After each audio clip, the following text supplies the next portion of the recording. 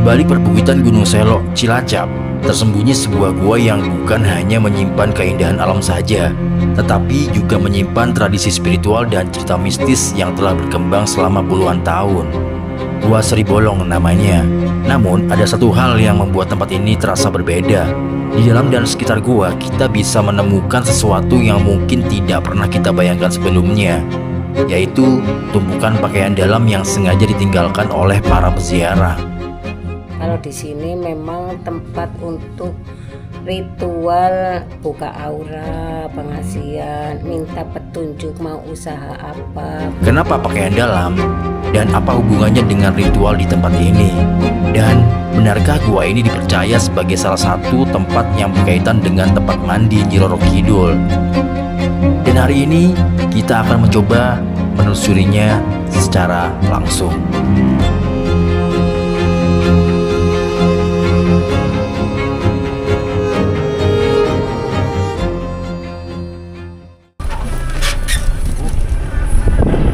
Mobilnya baret-baret nggak apa-apa ini.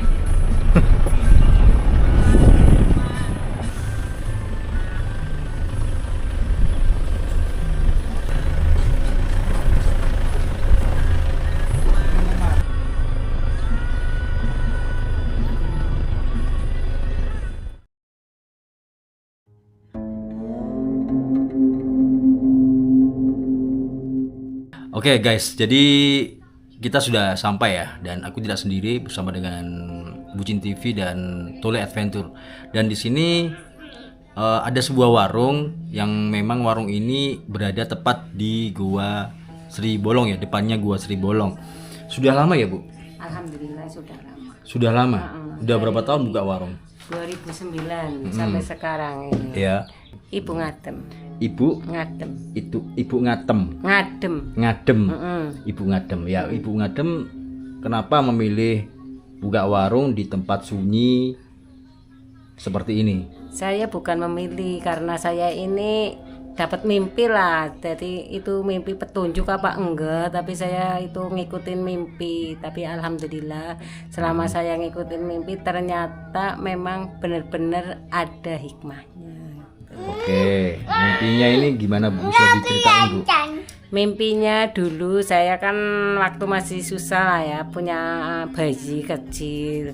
Nah itu memang saya sering ngeluh. Jadi orang namanya kekurangan ekonomi kan pasti namanya seorang ibu kan pasti ngeluh ya. Punya bayi kecil, banyak kebutuhan. Suami saya pas sakit itu, jadi saya setiap hari itu kerjanya ngeluh terus. Udah gitu saya mimpi didatengin ibu-ibu, nggak tahu lah itu ibu siapa, saya sendiri juga nggak tahu. Itu pakaiannya pakaian keraton, datangnya bilang, terus pakai gaun hijau telur bebek. Itu datangnya bilangin sama saya, kenapa Ndo setiap hari kok kerjanya ngeluh terus. Lah saya jawab, ya ampun Bu, nggak ngeluh bagaimana, saya ini kan punya bayi. Nah saya utangnya banyak, nggak ada penghasilan, suaminya sakit, kata saya kan bilang gitu. Ya udah Ndo, kalau kayak gitu nggak usah ngeluh, sekarang ayo ikut aku aja, nanti tudui jalan itu, di sana ada jalan usaha tempat kamu. Di mana Bu? Ayo ikut aja, nanti kan tahu sendiri kalau udah nyampe. Nah, saya bingung itu selama saya diajak ke sini itu saya sempat bingung. Memang sih saya sebenarnya orang sini, cuma saya kan nggak tahu persis sih ya masalahnya di sini itu gimana itu saya nggak tahu. Orang dulu di sini alas sih, jadi saya nggak tahu asal usulnya di sini. Nah udah gitu saya ngikutin ke sini. Saya ditanyain di sini, nah ini di sini Ndo tempatmu. Nah saya bilang, saya tanya Bu, di sini tempat apa kok saya disuruh ke sini, katanya. Ya ini nanti kan kamu udah tahu sendiri, jadi nggak, kalau kamu udah di sini nggak usah ngeluh-ngeluh lagi. Nanti ada hasilnya, ada terasanya lah, namanya kehidupan, katanya bilang gitu. Di sini sih mau apa Bu, saya suruh di sini, tempat sini. Jualan aja lah, kata saya bilang. Jualan apa, katanya. Kata ibu bilang, nggak usah, kalau belum tahu jualan kopi aja dulu. Nanti kan semuanya tahu selama dijalanin. apa yang dibutuhin orang kesini ya itu yang dijual, nanti kamu tahu sendiri juga. Oh gitu Bu, iya. Tapi kamu di sini ada syaratnya 3. Loh. Oh ada syaratnya Bu, syaratnya apa? Kata saya bilang gitu. Syaratnya ya ini Ndo, kamu harus sabar, ikhlas, sodako katanya. Oh gitu Bu. Ya insya Allah saya jalanin Bu. Mudah-mudahan saya bisa di sini dapat amanah dari ibu. Saya sih nggak tahu ibu itu siapa juga, saya nggak sempat kenalan. Namanya orang dulu ya, saya nggak tahu, bodoh, nggak tahu apa-apa. Tahunya saya ngikutin mimpi. Oh mimpi ini kayaknya petunjuk. Saya kan pas mimpi itu saya tanya sama orang tua, Mbah ini saya kok dapat mimpi kayak gini sih, gimana ya Mbah? Kata saya, oh itu kamu dapat petunjuk loh, jalanin aja itu loh, jarang-jarang loh orang kayak gitu katanya. Ini kamu punya nasib baik, insya Allah nanti buat kedepannya ekonomi kamu jadi enak, nggak kayak dulu, bilangnya kayak gitu. Oh gitu Mbak, iya jalanin aja, yang penting kamu sabar ya jadi orang katanya. Ya insya Allah Mbak, saya mau berusaha yang jadi orang yang sabar, yang ikhlas, yang bisa sodako, kata saya. Dok, kalau sodako itu nggak berbentuk uang, ucapan yang bagus-bagus itu juga sodako. Di sana kan kamu tahu sendiri di Alas, yang datang ke sana itu orang susah, bukan orang seneng. Jadi kamu harus nggak usah ngomongnya yang manis-manis lah gitu, ngomongnya apa adanya aja.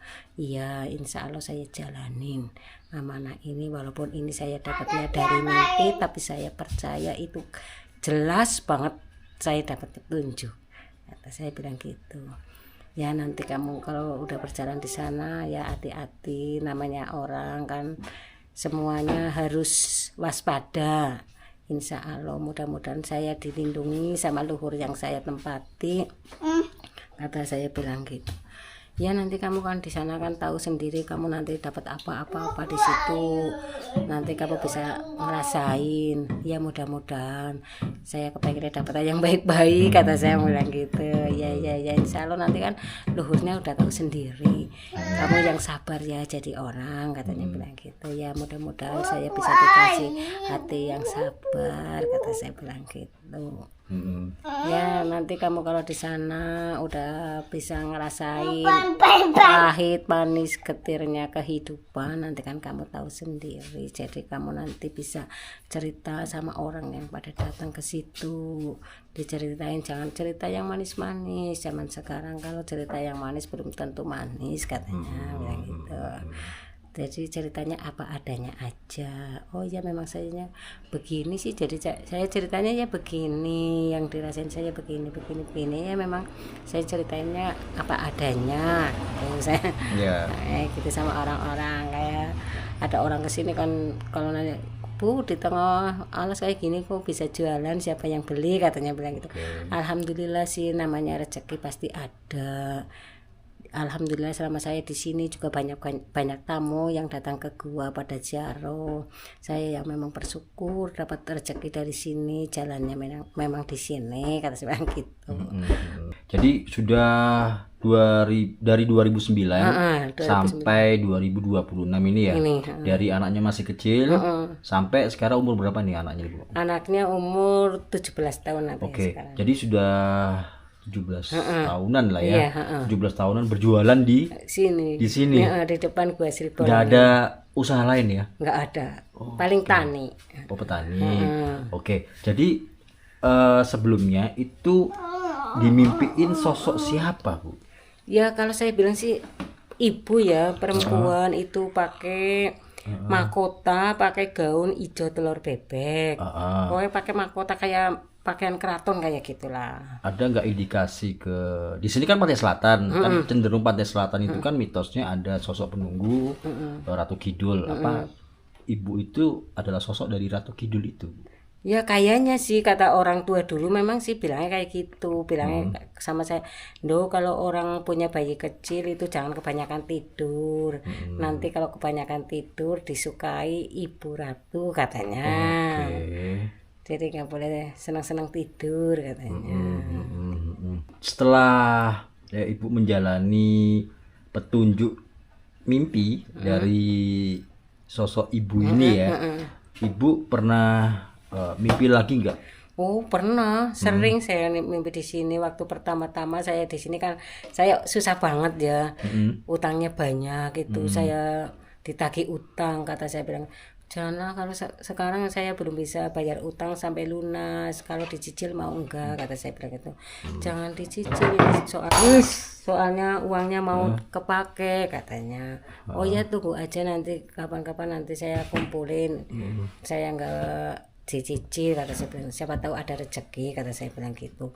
Saya pas malam Selasa Kliwon apa ya itu, saya pas nginep di sini, alhamdulillah saya mimpi lah ya, mungkin dalam mimpi itu ya, saya ditemuin anak kecil 2. Tapi kata orang-orang kan anak kecil 2 nggak pakai baju itu kepalanya gundul kan katanya tuyul. Jadi saya panggil tuyul, wong dia bilangnya, "Bu, saya mau ikut ya sama ibu," kata saya. Ikut ke saya ini loh orang susah, kata saya bilangnya gitu. Saya cari makan buat keluarga aja susah. Nah kamu kalau ikut saya mau ngasih makan apa sama kamu, kata saya bilang gitu. Nah kamu mau ikut saya ya ayo, tapi kamu makan cari sendiri ya, saya nggak bisa ngasih karena saya orang sengsara, kata saya bilang gitu. Saya dibantu ya cari rezeki, saya ini lagi ditagih utang, katanya. Saya bilang gitu, tapi nggak tahu itu anaknya kemananya saya nggak tahu gitu. Oke. Memang rumahnya di sini atau tempat jualannya di sini, Bu? Ini tempat jual, rumahnya di kampung sana. Sering tidur di sini juga ya? Iya sering, kalau pas hari-hari ramai ya, pas ada tamu ya saya tidur di sini. Sebenarnya ini lokasinya ini memang tempat untuk pembersihan diri atau maaf pesugihan, Bu? Kalau pesugihan sih menurut saya enggak lah ya. Kalau di sini memang tempat untuk ritual buka aura, pengasihan, minta petunjuk mau usaha apa biar enak. Kan ada aja orang usaha kayak gini nggak bisa, usaha kayak gini nggak bisa, selalu gagal karena kurang pas. Jadi kepengen minta yang petunjuk, yang aku usahanya apa ya biar pas, biar nggak gonta-ganti, katanya begitu. Oke, jadi di dalam gua itu kan ada 2 lorong gua ya. Yang di sebelah kanan itu tempat untuk ritualnya. Iya. Kalau yang di sebelah kiri itu tempat untuk mandi gitu. Iya, ada ritualnya juga yang di sebelah kiri, terus tempat mandi di situ. Nah, tempat mandi ini kebanyakan orang-orang di sini kenapa kok buang pakaian dalam gitu seperti BH, Iya, celana dalam gitu. Iya, kalau menurutnya itu kan kalau buang pakaian dalam itu ceritanya buat buang sial gitu.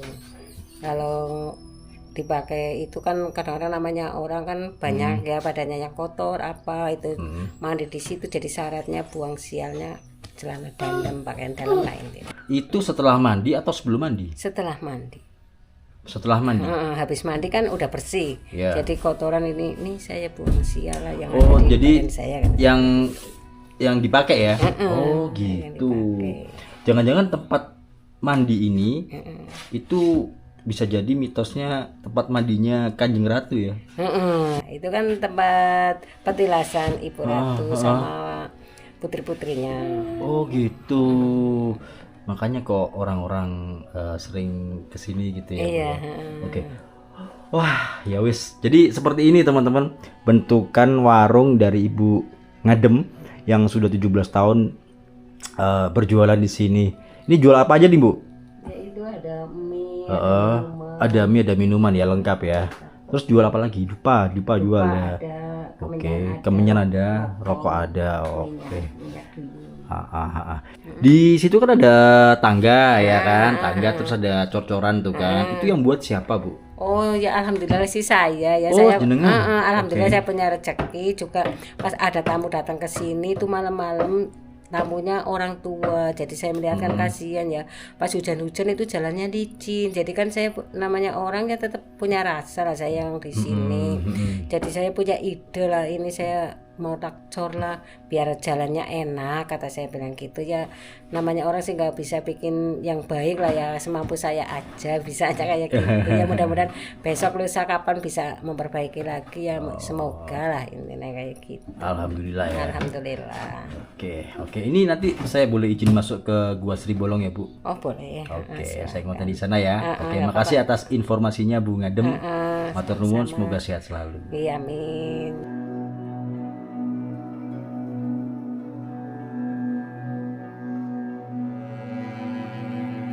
Jadi ada cor-coran tangga yang mengarah ke guanya ya teman-teman. Nah, jadi di sini Gua Sri Bolong itu adalah sebuah gua yang berada di kawasan Gunung Selok. Desanya itu Karangbenda, Kecamatan Adipala, Kabupaten Cilacap, Jawa Tengah ya.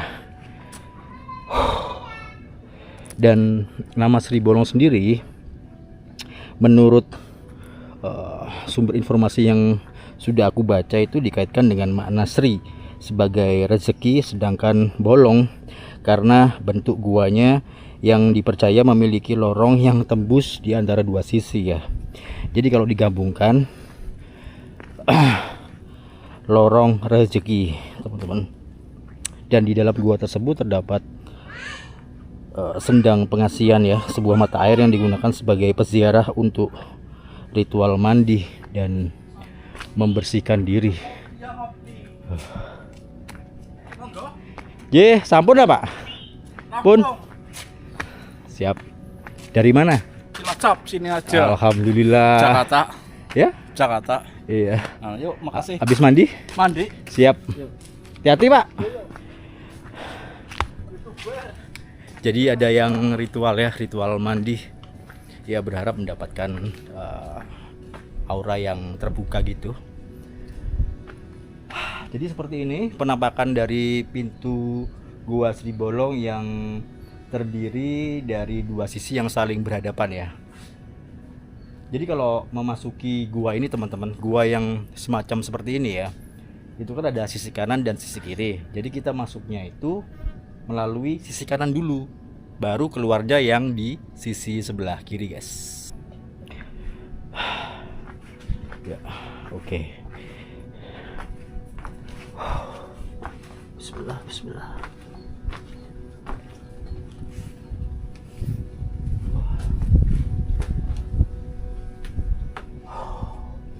Jadi langsung kita berhadapan dengan ruang ritual di mana di sini terdapat beberapa sesaji yang sudah ada seperti itu teman-teman. Nah, itu dia. Halo. Mau ikut jalan-jalan? Nggak mau? Ya, jadi seperti itu ya. Ada beberapa sesaji di situ dan ini tempat ritualnya teman-teman. Oke, kita langsung saja ke bagian ruang utamanya, yaitu tempat mandi Kanjeng Ratu. Bisa dikatakan seperti itu ya, karena menurut penuturan dari Mbak Ngadem tadi itu memang beliau mendapatkan petunjuk dari Ibu Ratu. Nah, seperti ini.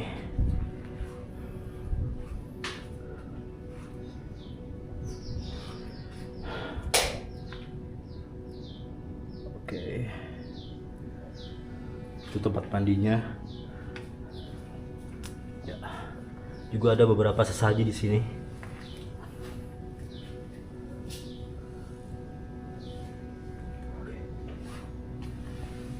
Ah, itu dia, teman-teman. Nah, itu ya. Ada sumber mata air yang mengalir dari dinding gua, guys. Jadi, gua ini mengandung air yang mengalir kayak merembes gitu. Seperti di sebelah gitu. Nah, itu yang berwarna coklat tuh. Itu airnya keluar dari situ, guys.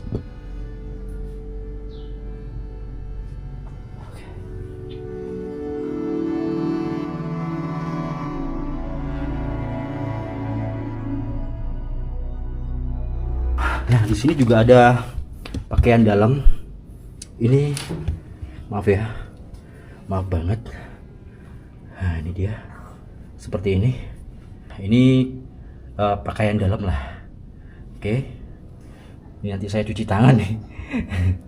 Gak apa ya, karena memang kegunaan gua ini dipercaya setelah mandi itu harus menanggalkan pakaian dalamnya, karena hal itu menurut kepercayaan untuk membuang sial ya. Ikut deh. Oke, kita lanjut ke bagian yang paling belakang sini, teman-teman. Nah, di sini ada ya beberapa pakaian dalam yang ditanggalkan begitu saja. Seperti ini ya. Nih guys. Dan ini juga. Oke, terus juga ada yang nyangkut di batu sini karena mungkin biar ini kan basah ya.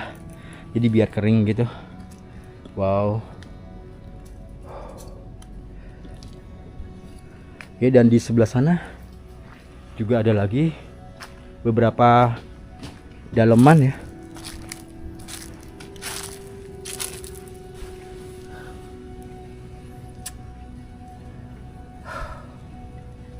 Jadi ini kepercayaan ya. Jadi kalau yang nggak percaya ya sudah gitu. Cuman kita bisa tahulah bahwa di sini terdapat banyak pakaian dalam yang ditanggalkan begitu saja karena menurut tradisi itu membuang sial. Dan banyak sekali tuh yang di atas itu juga nyangkut-nyangkut, teman-teman. Nah, itu dia berwarna merah, hitam, dan banyak lagi.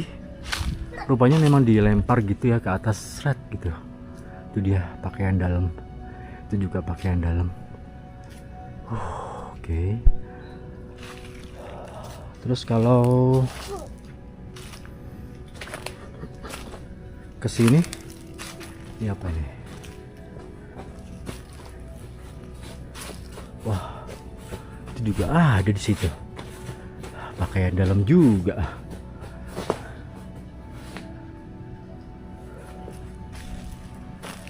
Apa ini, Le?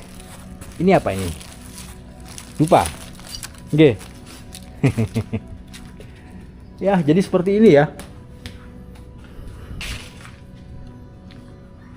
Penampakan dari Gua Sri Bolong yang dipercaya bisa membuka aura karena ada sendang pengasihan di situ, dan juga bisa menjadi tempat untuk mencari keberkahan lah ya.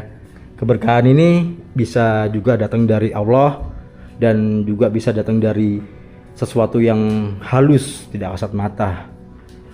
Pintar-pintar ya teman-teman, karena kalau kita meminta kepada yang halus, tidak kasat mata, itu pasti dengan tumbal. Oh, jadi di situ arah barat, teman-teman. Makanya setelah mandi, para peziarah itu diminta harus membuang pakaian dalamnya ke arah barat ya. Ya, ke arah barat. Jadi arah baratnya sebelah sini ya. Ke arah barat, yang pakaian tersebut dianggap mewakili sesuatu yang kotor atau kurang baik. Jadi membuangnya dimaknai sebagai simbol membuang kesialan atau hal-hal buruk ya, dengan harapan hajat atau permohonan itu terkabul.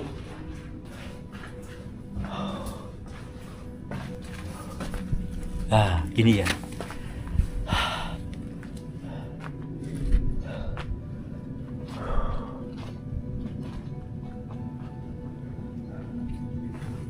Jadi pintu masuknya di sebelah kanan dan pintu keluarnya ini berada di sebelah kiri, teman-teman. Oke. Ya wis. Kita kembali ya. Tradisi tersebut merupakan kepercayaan spiritual masyarakat, bukan sesuatu yang dapat dibuktikan secara ilmiah. Jadi, kita tidak bisa mengatakan bahwa membuang pakaian dalam benar-benar dapat meninggalkan kesialan atau mendatangkan rezeki.